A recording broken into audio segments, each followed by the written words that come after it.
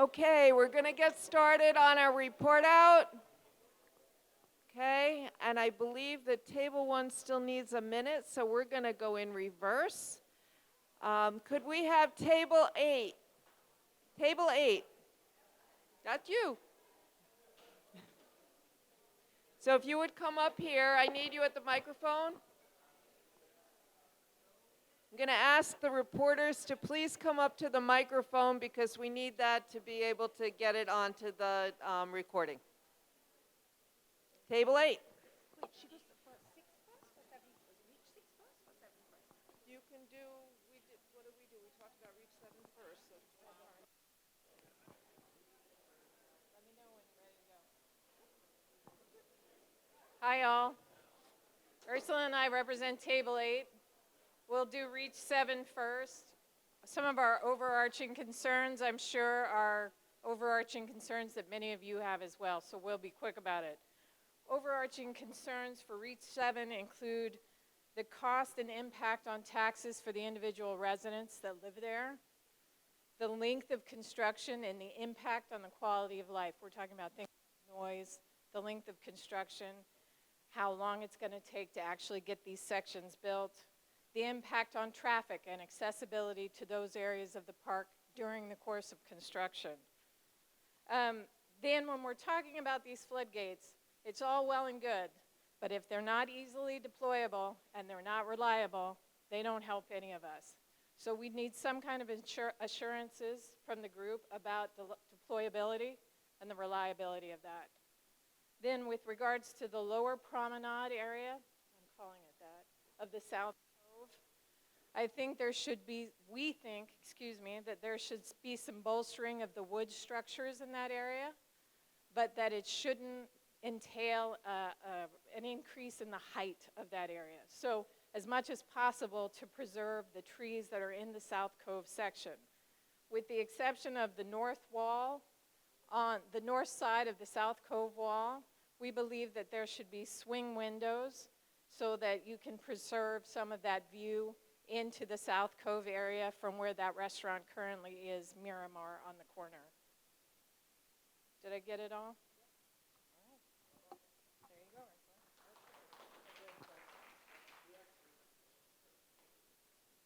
So Maureen covered all our concerns, the cost, the time, the noise, the emissions, the traffic, the impact on trees, and I'm pretty sure we all have those. So we will go to maybe the pros, or not even the pros, what we want in Reach 6, which is along the promenade from behind Gateway Plaza all the way to the end, which is Reach 6. So our table, actually, there's a lot of smiley faces and crosses on those pictures. We had very strong opinions. It was quite unanimous that we want, we're losing some trees. Actually, looks like we're losing a lot of trees, which is really unfortunate. But the replacement should be as much green space as possible. And apparently that can be done with lower shrubbery and plantings because the trees have to be 15 feet out. And our preference was for softer spaces, sort of more organic spaces, not hardtop, not concrete. Even if there's a playground put in, have rocks or wood or more natural elements rather than the concrete or the blacktop or the, no, it's not, rubberized, sorry. We said no to the cafes because we kind of see that it'll exacerbate the, the trash, the rats, the sanitation issues that we're seeing with the sheds around the city. But we do like the very few restaurants that we have. So what was it? Meze by the Sea, or whatever the name is now, it changes. And Miramar, which Maureen mentioned. And obviously those cafes or those restaurants are not very meaningful without the river view that they have at the moment. So we really would like to preserve that in both places. And Nora wanted me to talk about what we like about that space, which our table said, it's one of the reasons we live here, and it's really hard to explain to somebody, even though it seems like a mere walkway, how meaningful it is to our quality of life if we live here. I mean, my kids scoot there, we walk there, we take the dog out, we sit there and chill out. It's lovely to just look at the water, look at the fireworks sometimes, drink a glass of wine outside. I mean, it's so relaxing after a long day in the city, and it is such an essential part of what makes Battery Park what it is. So we hope that um, low-key, quiet, green, natural vibe can be maintained. Thank you, Table 8. Table 7.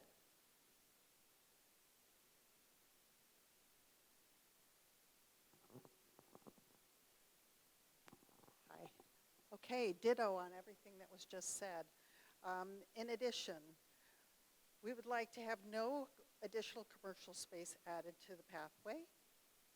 We'd like to utilize the placement of the existing privacy wall and use that as the new resilience wall, using the same architecture and touch and feel of the existing walls that we have today. Okay. Additionally, we'd like to make sure that we understand the high volume of traffic that's going along the Esplanade, and that the upper pathway is wide enough for the double strollers, and many times 2 double strollers at one time, that we have enough benches, not raised platforms as seating area, but legitimate benches to sit on, and enough frequency so that people can take a rest and enjoy the views. The most important thing along the Esplanade is the views of the water, and preserve that and have lower shrubs, a nice soft landscaping. Additionally, we'd like to have minimum impact to the surrounding area because that is residential. Preserve as much features as we currently have. Repurpose or keep the existing artscapes that we have along the Esplanade, and allow for landscape flooding, that the whole area doesn't need to be raised. We'd like to integrate native plants throughout, and in the South Cove, would we be able to use some feature within the water where the piers are to put in some oyster beds or other plantings to soften the wave action that comes through possibly in South Cove. And I think that's it. We also wanted to thank Mary for our lovely park at South Cove. Thank you. Thank you, Table 7. Can we have Table 6, please?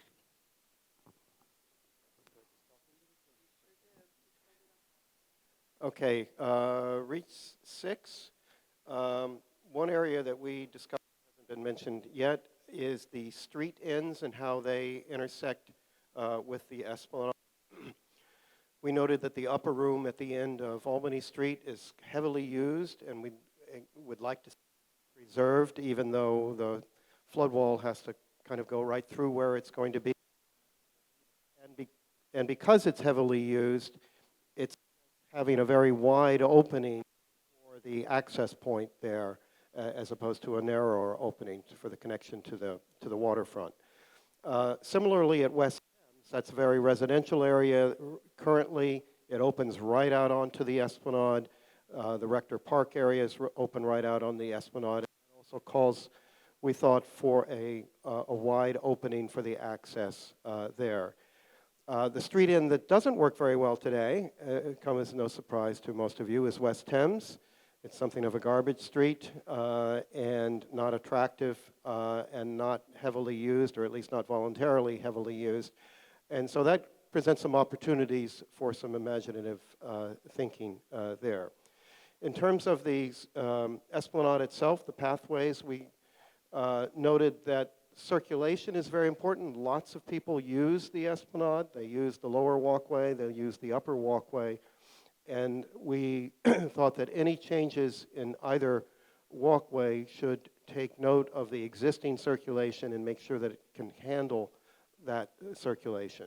And similarly, we thought that we don't need features that will invite more users. we're not trying to scare people away, but it's heavily used already. We don't need new features to invite more users beyond those who already naturally want to come here. We wanted to keep Esplanade Plaza, the volleyball court area, as it is. It looks like a flat concrete space, but it's heavily used and beloved by the community. It's got the volleyball courts. It's where we have the block party. It's where kids learn how to ride their bicycles. It's an amazingly great spot considering what it is. And we favored natural plantings for the revegetation in the upper walkway area, including plantings that might attract and be hospitable for warmer weather species who may be increasingly populating our area. That's reach 6. Reach 7, we also wanted to preserve the views where possible, where the restaurant is. That goes also for the restaurant at Gateway. We liked the thought of the partially deployable walls that went up kind of on a lower level, and then the higher part would be deployable. That would allow for views in the non-deployed circumstance, and it would also give passive protection for lots of major storms, just not the 100-year storm. And so you wouldn't necessarily need to deploy to give still some significant passive protection there. We noted that the South Cove today, at high tide, like earlier this week, already floods a little bit, and so it's clearly going to flood as years go forward. Perhaps that gives an opportunity for having a touch the water kind of experience there, down to the water experience on that lower walkway area and on the wooden walkway area. In terms of the road connections there, we like the stop log protections in terms of the openness feel, relatively speaking, compared to the other ones. We recognize that it's a task to deploy those there, but if you're going to use stop logs at the end of South End Avenue, which seems to be the practical remedy there, then why not use the same thing on Third Place, because you're going to be deploying one right next to the other.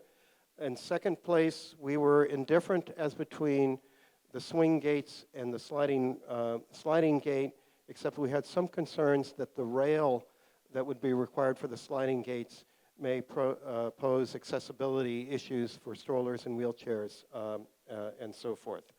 I think that's it. Thank you, Table 6. Table 5.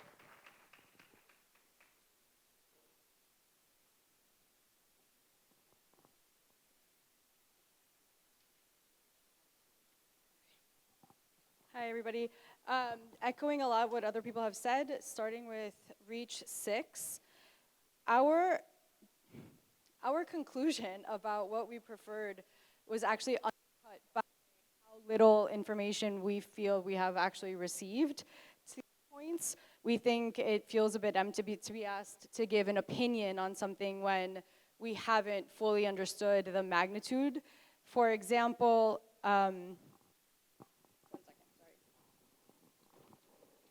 Reach 7, so I'll start with Reach 7. For example, while we noted that the daycare there, which is actually pretty big and has just signed a new 10 to 15-year lease, would lose all of its natural sunlight if the walls were completely full instead of being deployable ones. And we noted, sorry, one second. I wasn't expecting to speak in front of a bunch of people today.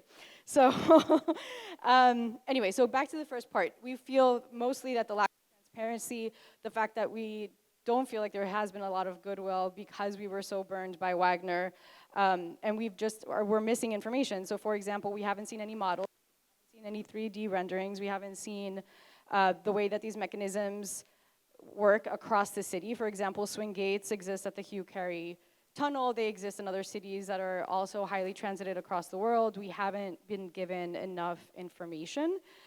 We also haven't been told whether or not nature-based solutions have been thoroughly investigated and considered for South Cove. And one of the big problems with this area is the lack of being able to visualize how the systems would be linked up. So if you have the entrances at Second and Third, and then the cul-de-sac how do those work together? And, who's working these, who's trained in them, how many hours do you need to deploy them, how many people, and how should they be, trained? And then going back to Reach 6,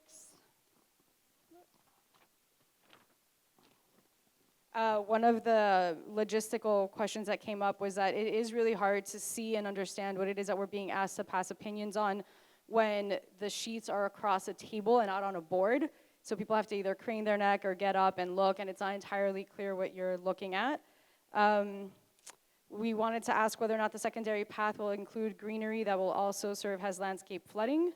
We had safety concerns about the secondary path because there's no lighting fixtures evident in the mock-ups. Another thing that came up that I don't think anybody else has mentioned is that BPC is considered a NORC, which is a naturally occurring retirement community where people have moved in as a young family, have continued to age in place, and we need to make sure that we are keeping the best interests of the elderly in mind.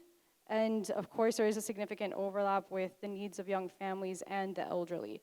But if we are looking at having such a significant population, we need to be able to account for their needs. So for example, with the secondary path and the original lower path, or the main path, be able to accommodate motorized wheelchairs or motorized tricycles, has this community, ages with the times. And we were flexible about the amount of benches, but we have no desire for a fully dedicated bike path. And again, we echo the need for real benches, not concrete slabs.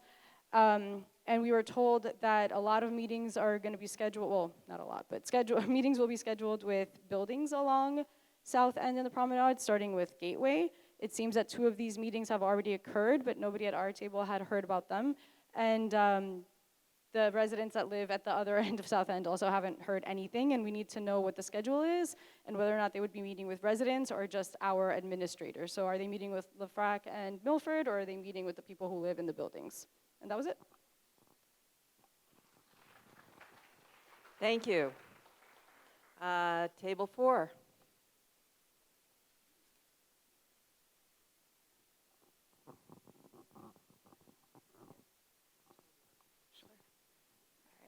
So some of the takeaways for Reach 7 at our table, we generally thought the current plan was worth further development. We were in favor of a mix and match approach. Yeah, we were in favor of a mix and match approach for the deployables, and in general, we prefer swing gates to the roller gates.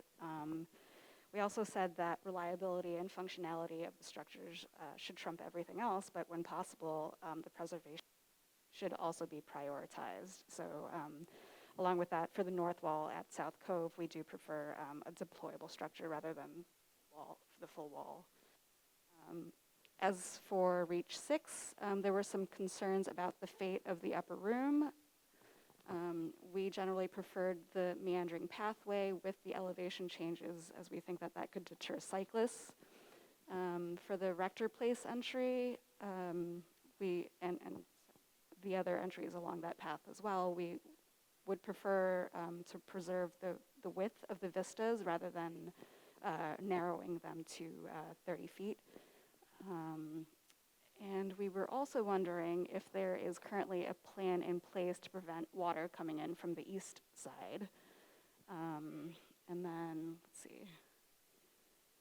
We also agreed that the ability to walk along the Esplanade during the construction process was appealing. And lastly, that commercial businesses were not essential for Reach 6. And there was also a concern about the maintenance of water features if they were to be added. Thank you, Table 3. Table 3. Table 4. Table 3.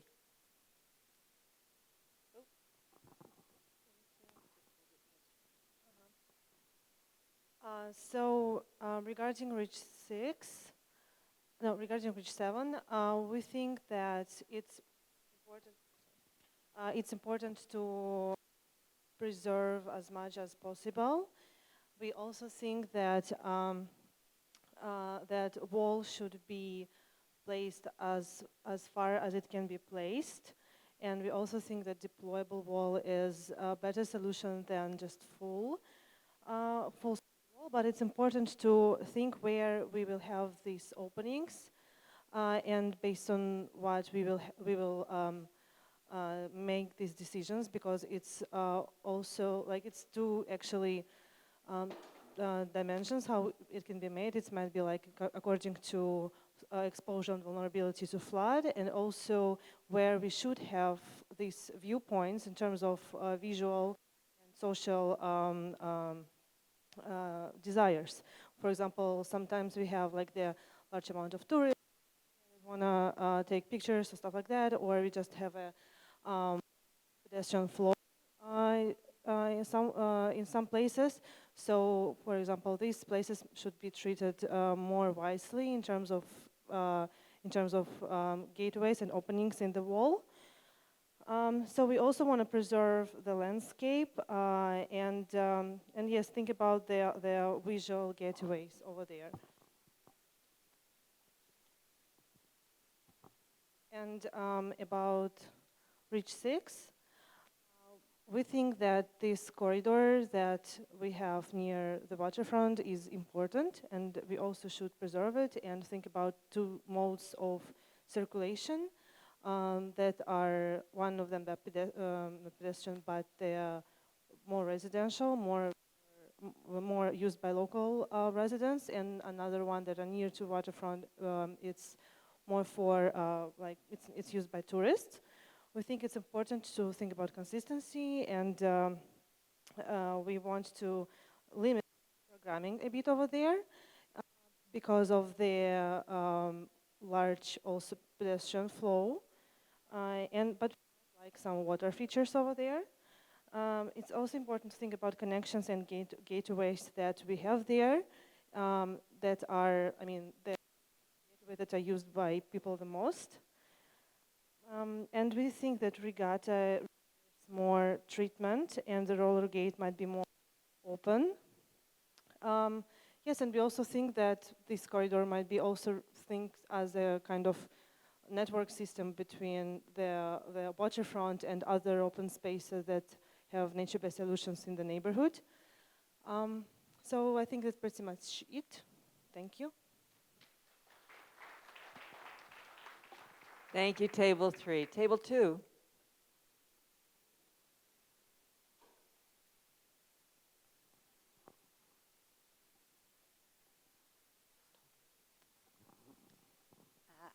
At the risk of repeating, we'll say ditto to most of those good thoughts that were out there. Thank you very much. We'll start with Reach 7.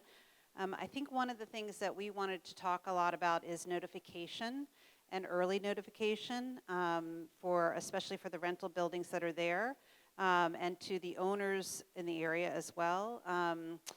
The idea is that if anyone's signing a lease, that it's in their lease what's coming ahead of them.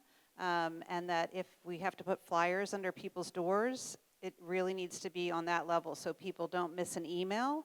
It really is as triple notifying. So no one can say, I didn't get the email. So I just think that there's not many of us in the room here today, and it goes back to, again, notification in as many forms as possible. In terms of basically what we came down to is passive, less cost, staffing is going to be an issue. So what if things went sideways and residents had to take control? Who keeps the key? Can you put notice on the actual instrument how to deploy the gate? I think we were indifferent whether it was a roller gate or a hinge gate, but the idea is, again, where do you go for flood protection if you need to, especially because this needs to last till 2050 and beyond. So we wanted to also add in what can be done beyond 2050 to think about that.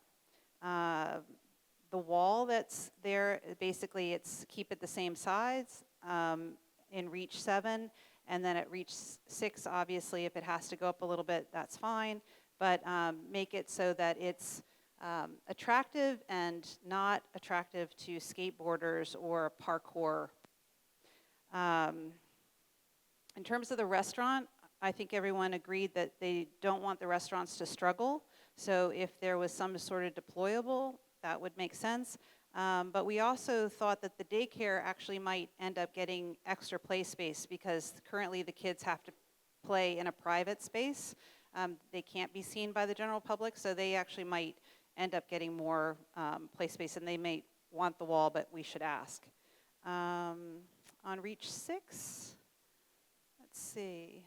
I think we want to make sure that the walkway accommodates the volume that other people have said it at the same time, but what we also said is that maybe those edges beyond the 8 feet can be somewhat plantings like low time or semi-permeable or places that you could walk on that actually have plants. So when it's not that busy, it's actually a green space.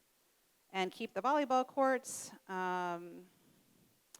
Again, passive, and rumble strips for bikers, slow people down, so they're not in the places where they shouldn't be. And keep the seating, but we're open to making the seating more integrated with the plants. So thank you. More green, less cement.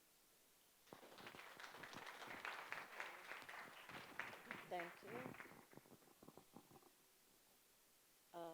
Obviously, we covered a lot of the same things everyone else did. I will try not to repeat. Preserving views is most important. One of the things we talked about is where streets are coming onto the Esplanade area down to the water, that having the two sides, let's see, how do I explain this?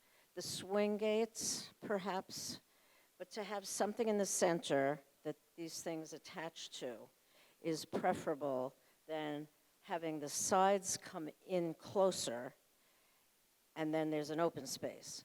And the reason for that was funneling pedestrian traffic and possibly bicycles, that if there is a divider and maybe a keep to the left or the right, keep to the right, that might work out better. Two of us thought that. Water's edge. Oh, the Mary Miss space we want to be kept as much as it is and to have the wall behind it.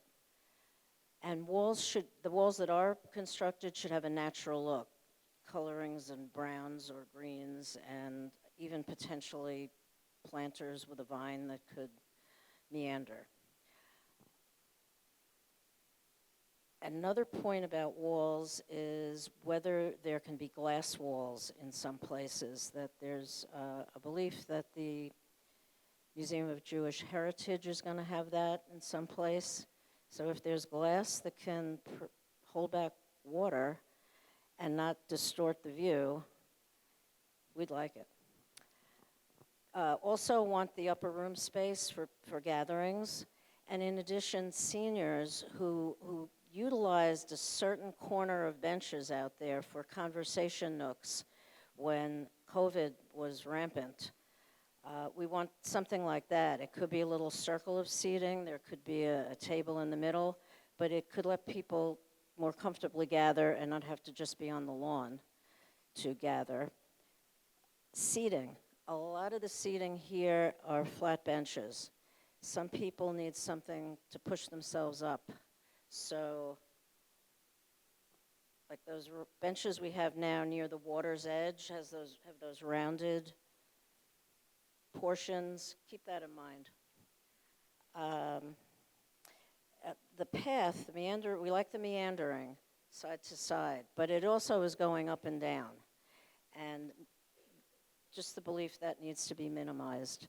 Again, with wheelchairs or strollers, to any upward motions should be very gentle. Gentle slope. Yeah, and at the street corners where the streets come into the Esplanade, we don't want playgrounds, cafes, or water features. Maybe, well, I got what we don't want. We'll want something else. And then nature, flowers, trees, primo. Thank you. you. Before we say goodnight, I just want to remind the note takers, please photograph your renderings and then label your stickies before you take them off and take them away for transcribing. And be sure that you get the report out sheets. If somebody used their own notebook, we're going to need that report out sheet. Before we say goodnight, Gwen Dawson, BPCA. Just want to thank you all again on behalf of the authority. I'm Gwen Dawson, the Senior Vice President of Real Property for the authority. And I'm just always so amazed at how much energy and how many great ideas and wonderful insights that we get from gatherings like this. So we're not done yet. We have one more of these REACH specific meetings next week on Wednesday the 15th. When we'll discuss REACH 5, which is North Cove Marina and the area around Brookfield Place. So hope to see you all again then, and thank you again for coming tonight.